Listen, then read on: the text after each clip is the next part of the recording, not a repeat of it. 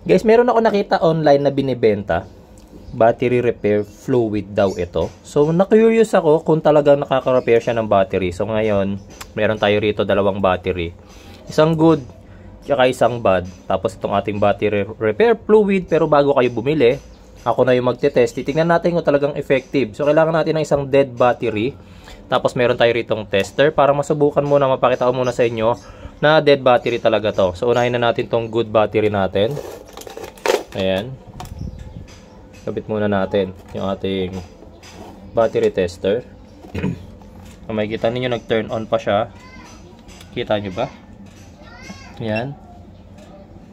Battery check natin.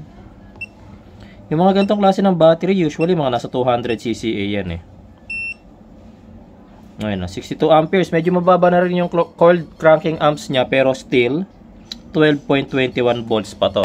Okay, so ito yung sinasabi ko sa inyo, dead battery. So yun yung susukatin natin ngayon ng CCA.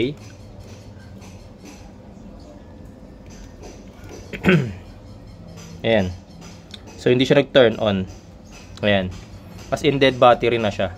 Kasi kung meron pa tong voltahe, dapat magta-turn on to eh. Kahit at least 9 volts, 8 to 9 volts, magta-turn on pa tong tester natin. Pero hindi na siya nag-turn on, meaning totally drained itong ating battery. So ngayon susubukan natin.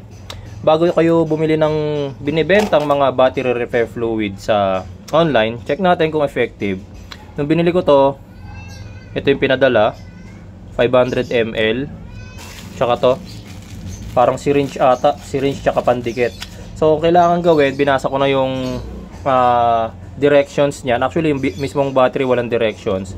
Dun sa mismong Lazada, papakita ko sa inyo yung product link tsaka video description. Diyan mismo nakalagay kung paano gagawin. So kailangan daw natin buksan to. Siya nga pala applicable din to sa mga gel type. Nakalagay naman diyan sa ano na applicable siya sa gel type. Ayan, tapos kailangan natin buksan tong mga to. Okay, so pag gumawa kayo nito, dapat outdoors. Huwag nyo gagawin to indoors kasi hindi natin alam kung anong klase ng solution to eh. Tanggalin muna natin yung mga cup. At mukhang wala na siyang solution sa loob, guys. Mukhang wala na siyang solution.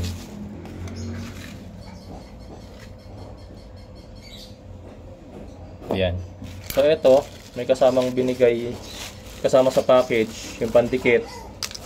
Meron pala pang open eh, no? Pang pry open. Tsaka itong syringe. So ang gagawin nyo guys, ganito.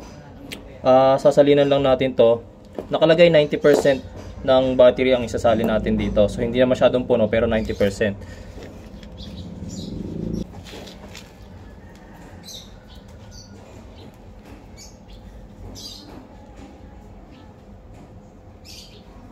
Ayan. So siguro lagyan natin ng tigpa 5 ml muna. Saktong 5 ml.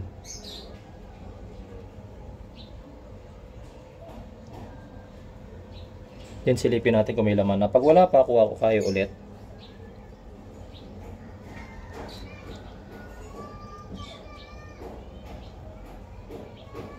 Oops. Napuno ko na ata yung isa. Gawasan natin. Dito na ako na.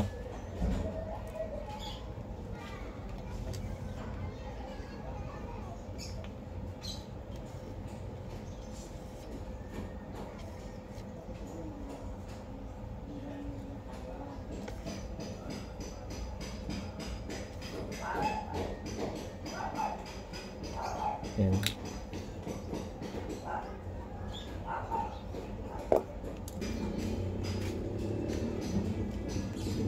Ayan. Okay, tapos nakalagay dun sa description, wait daw natin mga 3 hours. Wait 3 hours para mag-take effect yung nilagay natin na solution. So anong oras na? 12:30 na sa amin. So mamaya mga 3:30 pa natin titingnan to. Huwag muna natin ilagay itong mga cup nya. Tabi lang muna natin. Sa mga magtatanong nga pala kung magkano bilit ko, mura lang naman. Gusto ko lang din subukan kung totoo ang kakayanan itong battery repair fluid na to. Nakalagay oh, stand for 3 hours and then charge. Okay. natin mga 3 hours daw.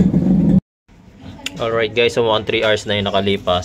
Sinisilip ko yung battery, mukhang sinipsip niya yung solution. Try kong dagdagan ulit dun sa normal level niya.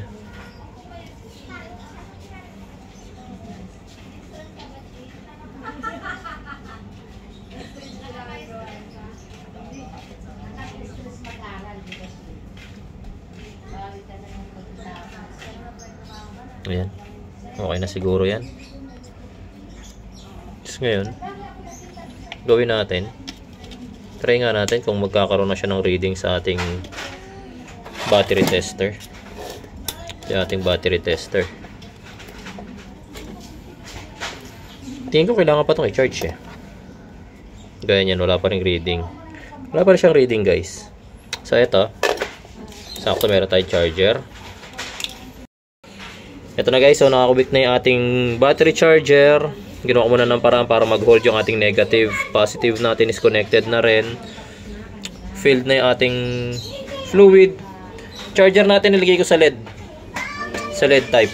Okay, LED acid type. Okay, hintay lang natin naka-off siya. Pero minsan kasi ganyan ang charger. Hanggang sa charge niya pa rin ito paunti-unti. Tignan natin kung mga after ilang hours mabubuhay itong battery na to. Ito na guys, so inabot na tayo ng gabi. It is already mag 8 o'clock na.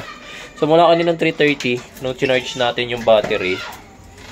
Ito siya, nakakabit yung ating charger. Hindi siya nag-charge, hindi ako nakakita ng kahit na anong charging sa kanya, natiling off yan. Tapos ito nga pala, meron pala ako nakitang voltmeter ko doon. Sa tagal nung time na naka-charge siya, tingnan natin kung nagkaroon siya ng voltahe. 9.4. Wala. Hindi siya nag 12 volts guys. So 4 hours mahigit na rin siya naka-charge. Tapos meron rin tayong kompleto naman yung ating nilagay. So I think itong solution na to is a total failed. Siguro pwede ito sa mga battery na low power lang, kagaya nito. Ito low power na kasi ito. 12 volts mahigit pa siya kanina. Siguro yan pwede pa niyang ma-restore, mapalakas. Kagaya niyan. Ilan na voltahe nito? Ayan o, 12.3 pa eh. Siguro pwede siya sa ganito. Ayan o, 12.3.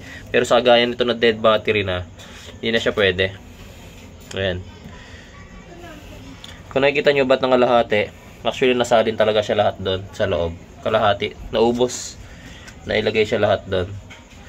Okay, so sa mga nagpaplano, nakita ko kasi ang ganda ng reviews. Totoo daw, nakaka-repair siya ng battery. Pero hindi, sayang. Sayang kasi magkano rin yung gantong battery. Halimbawa, mga nasa 500, 600. Kung sira na yan, tapos bumili kayo ng ganon para lang maayos. Ayan, nakikita nyo yung presyo niya sa video, diba? So, kapag dead na yung battery nyo, huwag na kayo bumili nun. Bumili na kayo ng battery, okay? So, sayang ang pera, okay? Maraming salamat guys sa inyong panonood at kita-kita po tayo next video.